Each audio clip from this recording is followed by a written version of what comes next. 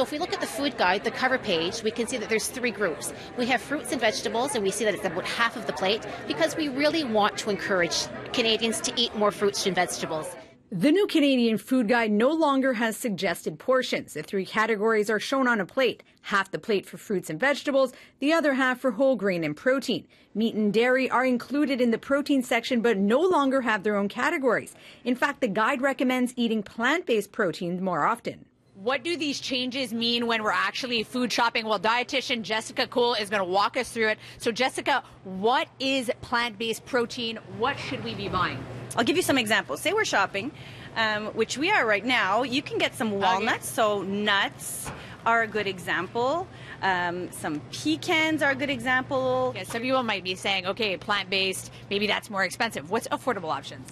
Yes, nuts can get expensive as well. So some affordable options are legumes. So legumes or beans like chickpeas, black beans, lentils are good examples. And here we have some that are canned. So these are very affordable, but even more affordable, but more preparation are the dried beans. The food and beverage industries were not consulted in the development of the new food guide. That wasn't the case when the last one was created over 10 years ago. They relied on academics, Indigenous groups, and the public. We asked their thoughts on the final result. They're removing the dairy category entirely and replacing that with more fruits and vegetables. And I think overall it's good for the environment and it's good for people's health. I don't think much of it, personally, because I think people should be able to think by themselves of what they want to eat.